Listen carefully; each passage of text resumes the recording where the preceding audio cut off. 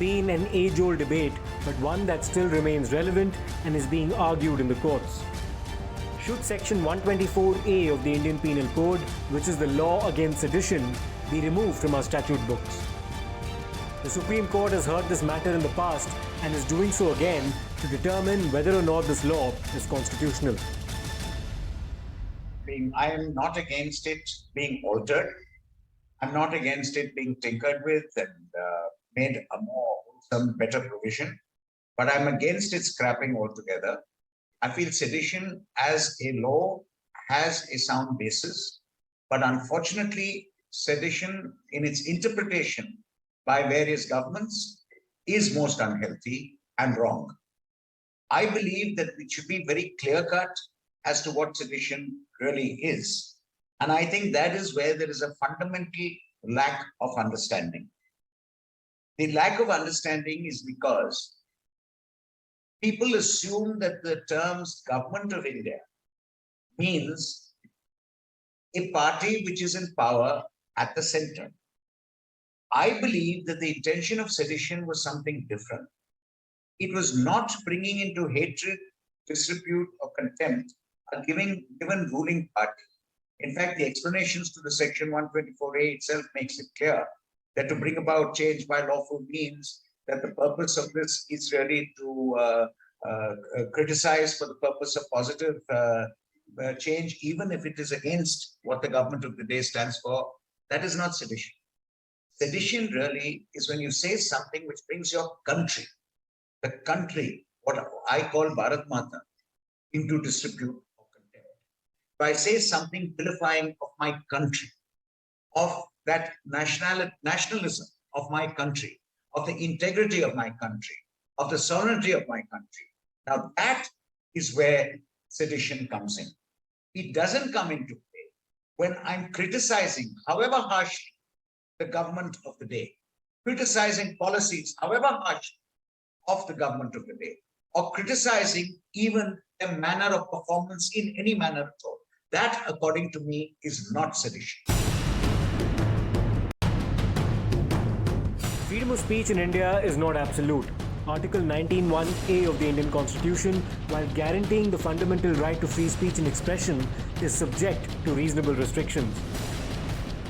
If you read Section 124A, it talks about speech, written or unwritten, spoken or written, which has the effect of causing contempt, etc., and has the effect of disturbing or causing annoyance to the government by laws.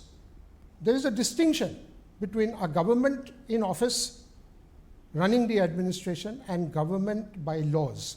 And this distinction has been spelled out by the Supreme Court itself as far back as in 1962, followed by the next case, Balwant Singh in 1995, and a very recent judgment, June 2021, in the case of Vinod Doa.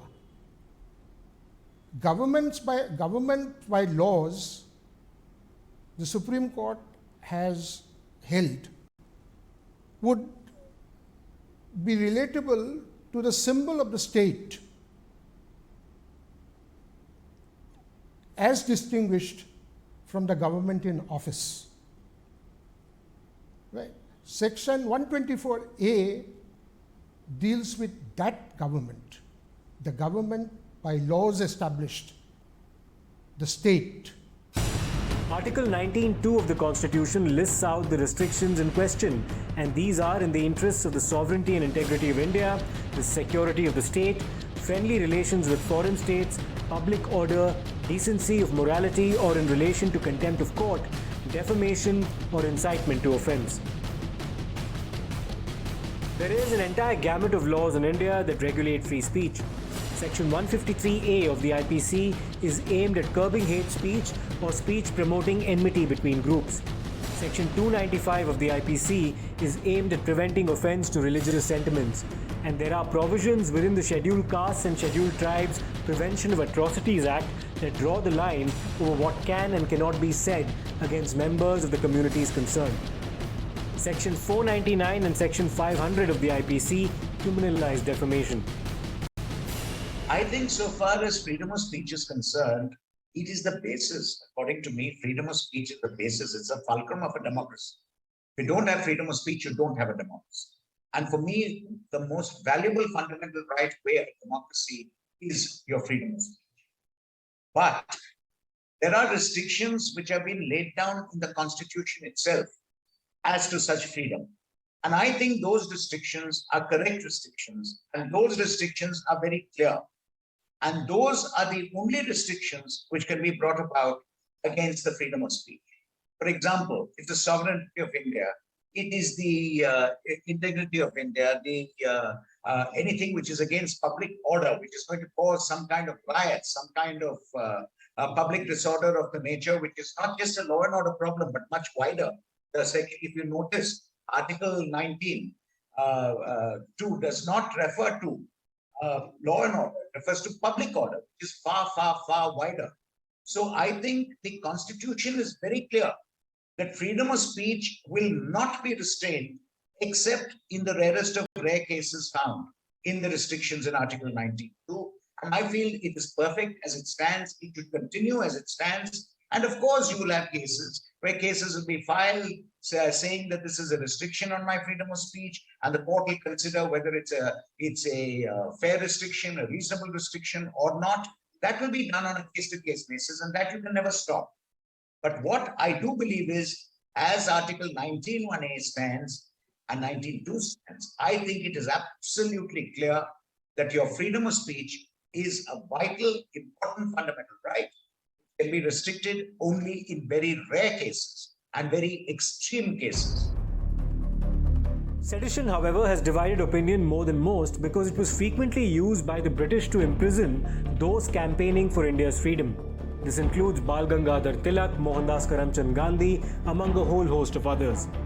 Sedition was introduced in the Indian Penal Code in 1870. Tilak was charged under sedition once in 1897 and several times more, which entailed a 6-year imprisonment for an editorial published in his newspaper Kesari. Gandhi too faced similar charges much later, and in 1922 said, and I quote, Section 124A, under which I am happily charged, is perhaps the prince among political sections of the IPC designed to suppress the liberty of the citizen, stop quote. After independence, and at the time that the members of the Constituent Assembly were deliberating over the shape and form the Indian Constitution should take, there was a consensus that the word sedition would not be included in the Constitution as a restriction for free speech. But things changed when the first amendment to the Indian Constitution was brought in by the interim Parliament before the first general elections in 1952. This amendment was introduced by India's first Prime Minister, Jawaharlal Nehru, and once incorporated in the Constitution, reversed many of the liberal and progressive steps taken during the Constituent Assembly debates. It revived sedition as a basis for restricting free speech. As author Tripudaman Singh writes in his book 16 Stormy Days, the story of the First Amendment of the Constitution of India, and I quote, Section 124A of the Indian Penal Code, which deals with sedition, is today cited as a remnant of British colonialism, now misused as a means of silencing dissent. Yet, not even its most prominent critics ever note that the founding fathers of the Constitution of India did not intend for it to remain on the statute books. It had found no constitutional support in the original Constitution. It was revalidated in 1951 despite intense opposition by the introduction of new grounds under which free speech could be curtailed, the interests of the security of the state, rather than undermining the security of the state or overthrowing it. Far from being a simple remnant of colonialism, sedition is an outcome of the First Amendment of the Constitution and the Nehru government's desire to clamp down on critical voices unencumbered by constitutional obligations, a truly deliberate and strategic assault on the Constitution and fundamental rights, stop quote. The Nehru dispensation at the time was being criticized on multiple fronts. It had lost cases in the higher courts over clamping down on the freedom of press. It was also facing serious resistance in the courts over its passage of zamindari abolition laws, which came under scrutiny over questions about the constitutionality of some of its provisions. It also faced heat in the courts over the introduction of quotas in educational institutions in the southern states. Ironically, it's Nehru's Congress that is today calling for the scrapping of the law against sedition, and the legatees of Shyama Prasad Mukherjee, who was Nehru's most vociferous opponent during the debates on the First Amendment and spoke out strongly against its provisions, are now defending the sedition law as necessary. That's the BJP, which now heads the government. The sovereignty and integrity of India is sacrosanct, but it is the vagueness of Section 124A and its susceptibility to rampant misuse that has raised concerns. The Supreme Court has deliberated on the constitutionality of this section and upheld it, though added riders against its misuse and mentioned the circumstances in which it can be invoked. It said in the Kedarnath judgment of 1962, and I quote, "As already pointed out, the explanations appended on the main body of the section make it clear that the criticism of public measures or comment on government action, however strongly worded, would be within reasonable limits and would be consistent with the fundamental right of freedom of speech and expression.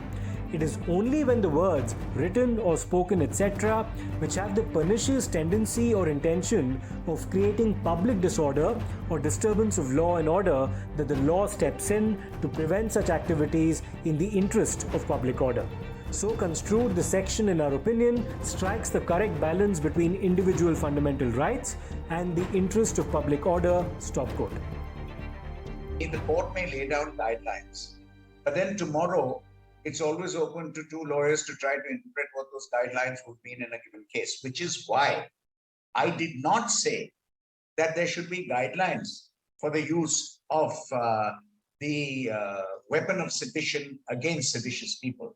That is why I said the act has to be amended. The statute itself has to be amended.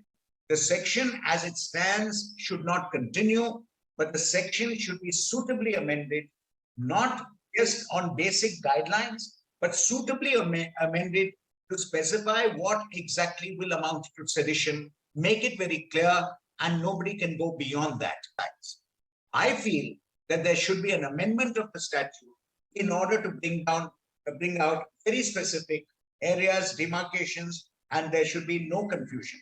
But above all, what should be kept in mind is sedition is not the offense intended when criticizing the government of the day or its policies or what it's doing. Sedition was meant to be there only when you were attacking the very integrity of the country itself. Now, that is what needs to be brought out very clearly through amendment. The crux of the petition is that 1962 Kedarnath Singh, that's a constitution bench judgment, okay, 5 judges, is over a century old, and time has come to have a new, fresh look, whether Kedarnath Singh requires a relook. That's why perhaps the Chief Justice and the bench and his companion judges thought, let's have a second look at it. That's all. Simply put, there ought to be a direct attempt to incite violence for the law to be invoked. But these guidelines haven't really stopped governments from misusing the law or perversely being liberal in its invocation. In 2013, a Maharashtra government led by the Congress and the NCP slapped a sedition case against cartoonist Asim Trivedi. In 2020, following dissent within the ranks of the Congress, sedition was invoked by the Rajasthan government against its dissidents. In 2021, Disha Ravi was slapped with a sedition case by the Delhi police over presentations made to mobilize support for the farmer protests in the national capital. In the Disha Ravi case, in which the respondent was the Delhi police under an NDA government, the court that granted her bail was quite scathing in its observations about the Delhi police's action, saying that the offence of sedition cannot be invoked to minister to the wounded vanity of governments. According to the National Crime Records Bureau, there were 70 cases of sedition filed in 2018 with 0 convictions. In 2019, 93 sedition cases were filed and there were only 2 convictions. In 2020, 73 cases were filed with no convictions. Moreover, the United Kingdom scrapped its own sedition law in 2009, while India continues to have it in its statute books and uses it quite extensively.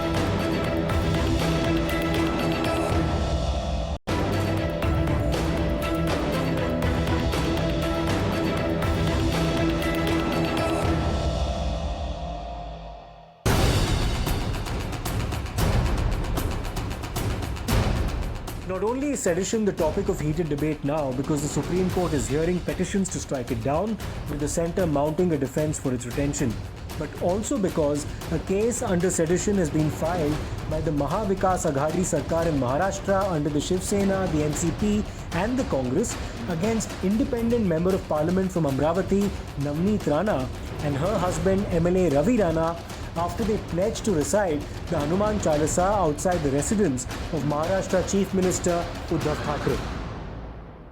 किसी पर राजद्रोह लगाने का कानून पूरी तरह से परास्त किया जाए, माननीय शरद पवार जी कह रहे हैं हलफनामा देते हुए भीमा कोरेगांव कमीशन से। और दूसरी ओर दोगलापन देखिए कि उन्हीं की महाराष्ट्र की सरकार राणा परिवार पर राजद्रोह का मुकदमा दर्ज किया उन्होंने। दोगलेपन की भी हद होती है। दुर्भाग्य से महाराष्ट्र की सरकार ने ओछी राजनीति के लिए वे सारी सीमाओं को पार कर चुके हैं। Sedition, important laws like sedition laws should not be abused. There should not be political abuse of sedition law, and we should be very careful when we apply or when we use sedition law. Sir, but the way in which this Hanuman Chalisa row and loudspeaker row is going on in Maharashtra, what is your reaction over that, sir? All these are with a political intent. It is unfortunate using any religious issues for politics itself is a crime. Unfortunately, so-called secular syndicate की समस्या ये है कि वो खुद confuse हो रहे हैं। उनका कंफ्यूजन का मुख्य कारण ये है कि मोदी जी के आने के बाद कहीं पर जो है भागलपुर नहीं हो रहा है, कहीं पर भिवंडी नहीं हो रहा है, कहीं मलियाना नहीं हो रहा है, कहीं मालेगांव नहीं हो रहा है जहां कत्लेआम होता था। सन 84 जैसे ही सिखों का नरसंहार नहीं हो रहा है, आतंकवादियों के मुंबई के हमले नहीं हो रहे हैं, दिल्ली के हमले नहीं हो रहे हैं, अजमेर के हमले नहीं हो रहे हैं, मक्का मस्जिद जैसी घटनाएं नहीं हो रही हैं। Interestingly, this coincides with Sharad Pawar, the head of the NCP, which is a key constituent of the Maharashtra government, submitting before a panel looking into the Bhima Koregaon violence that Section 124A of the IPC should be scrapped.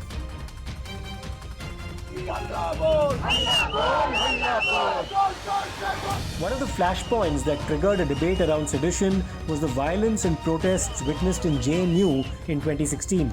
The trial in those cases is continuing, with the likes of Omar Khalid and Kanhaiya Kumar being given bail after being booked under sedition charges. As the question around the constitutional validity of the sedition law has once again reached the doors of the Supreme Court, what really can we expect? The Supreme Court has upheld laws like criminal defamation where they have been challenged in the past. Can misuse of a law alone be the basis for its scrapping? There are hundreds of laws in India that are vulnerable to misuse. So is that a strong enough reason for the law to not exist altogether? There are two things. One is the legality of the law. The other is the legality of exercise of powers under the law. If a law is legal, then there is no ground to strike down the law. If a law is legal, but people who are vested with the responsibility of implementing the law are wrongly implementing it, then strike down their implementation of the law. But you don't throw the baby out with the bathwater. You don't say this law is being implemented badly, therefore I'm going to strike down the law. Rather, correct the wrong implementation of the law, which is why I said I am for sedition, the offense of sedition continuing.